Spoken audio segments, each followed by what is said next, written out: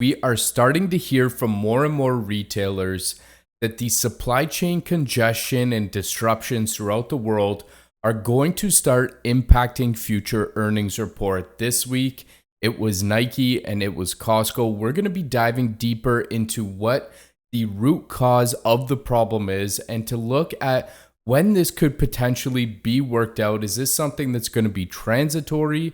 Or is this something that's going to take years and years to work out? But my name's Nick. Welcome to Ways to Wealth.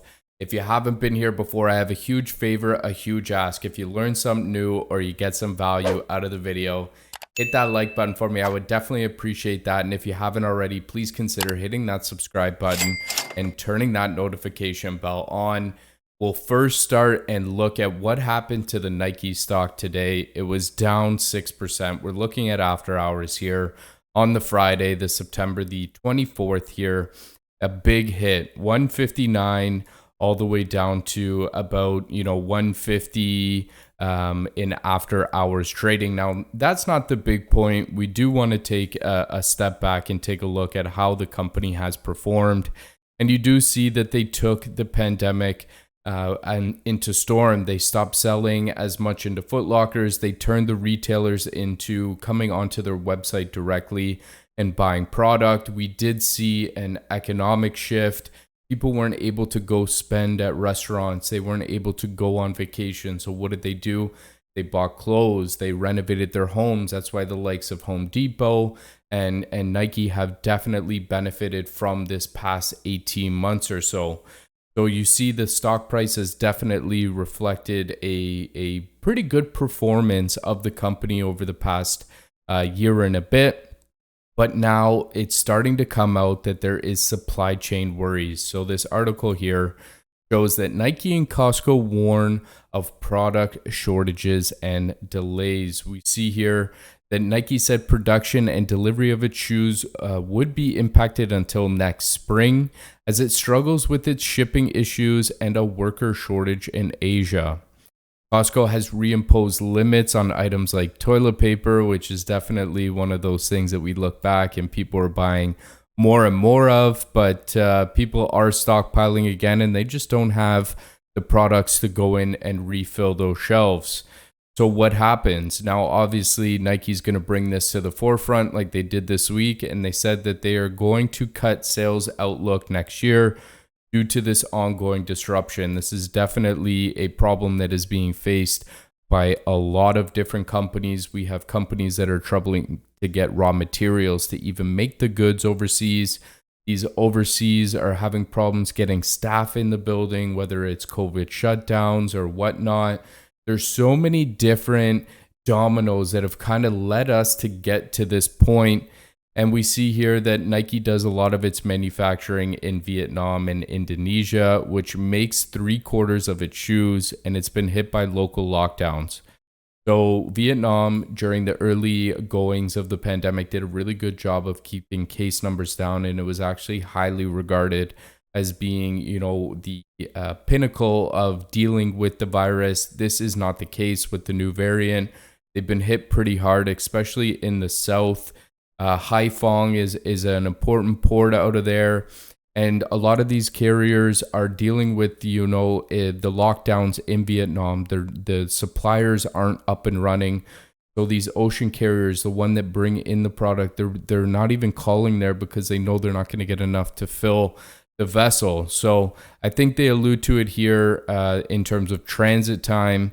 Asia to North America has doubled from around 40 to 80 days.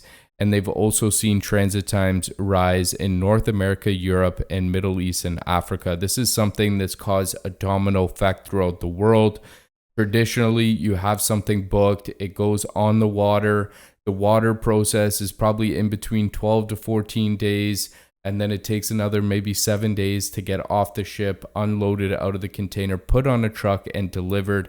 That process has doubled, if not, extended immensely. It's probably about 4 to 6 weeks to wait to get onto that vessel. And then all of a sudden you get on the vessel, you get it across the water. And we see here, it makes a note of it at the bottom of this article that there's 73 ships in LA Long Beach that are waiting to get unloaded. Now, this is leading into another problem, which we will touch on right now. But I think what I want to show you is because of the demand and because of the economy changing from services to, buying retail goods, we've seen container rates absolutely spike. Here is the container rates highlighting some of the main key trade lanes throughout the world. Shanghai to New York, you have, New York to Rotterdam, Shanghai to Los Angeles. These normally trend around that $3,000 to $4,000 US mark, and they're hitting upwards of $15,000 today. Now, that's not even including any costs that you might have at origin. That might not include any costs that it gets from LA Long Beach into the final destination. That just happens to cover from port to port. And, this massive percentage increase is eating away at margins. We do see that these companies aren't able to deliver their products fast enough. There just happens to be so many different factors and areas of the market that are of a concern, whether it's raw materials, factories shutting down, local areas shutting down. We've seen Shanghai airport close down a couple weeks ago because of cases. LA Long Beach can't get these ships unloaded fast enough. So we're going to take a look right now, and we're going to look at what the LA Long Beach looks like. And 73 ships is definitely out of the norm. We see here that these yellow dots are ships waiting to be unloaded. You do see all the yellow ships here that are docked in port, and they're taking off these thousands of containers. Now, traditionally what happens is these vessels come in and they anchor.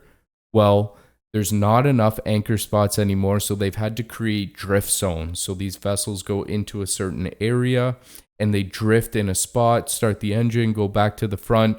This is definitely unheard of and never seen before. So this is one problem. The second problem is that all these warehouses that have to unload these containers are congested as well because they have a record amount of product coming in, which is traditionally bullish for the market, and it shows that we've had a lot of money flowing and buying things, but we just can't seem to have the workers there. We can't seem to get the trucks in there to get it delivered. Now, what does this look like bigger picture? Well, the bigger picture is that these companies, these retailers have started to having to plan for Christmas. This is normally a season where they're booking containers that are getting the shelves filled for Christmas season. Well, look at all these containers that are stuck in LA Long Beach. These companies really need these vessels to be offloaded, the goods to be offloaded, and then those containers returned to China so that you can get them refilled and get more stuff in. So, if we look at the short run, it looks like a lot of these retailers could potentially have pretty weak Christmas numbers, especially if they can't get the goods into shelves or into Amazons or into wherever somebody could buy them locally. That is definitely a concern I have for the retail space. And even if you look at a longer spectrum, like when does this get better? Well, realistically, when this gets better is when that company says, I can't afford to pay $15,000 for a container. The secondary part is that when more vessels and when more containers come online, well, it's not like they can turn around and create these vessels in a week period. It definitely takes time, for these things to be manufactured. We've also seen some independent carriers come online, fishing boats, traditionally, going for crab. They've converted into vessels. We've also seen Costco, bigger companies actually hire their own boats to do their own shipping. This is not normal whatsoever. So, this problem is definitely looking like it could go all throughout 2022. I know Nike mentioned there that it would go to spring, but for me, you need to have these vessels in constant movement, and based on the situation that's here today, in combination of the Christmas season that's coming around the corner, it almost looks like this situation still has to get worse before it gets better. With that being said, go buy your Christmas gifts early if you celebrate Christmas, because there could be a shortage coming. Let me know what you think down below. Is retail a concern for you?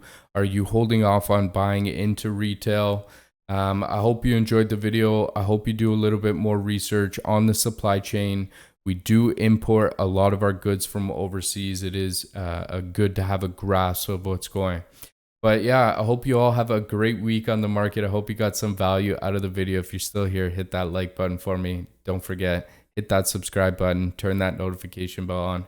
Have a great week on the market. Happy trading.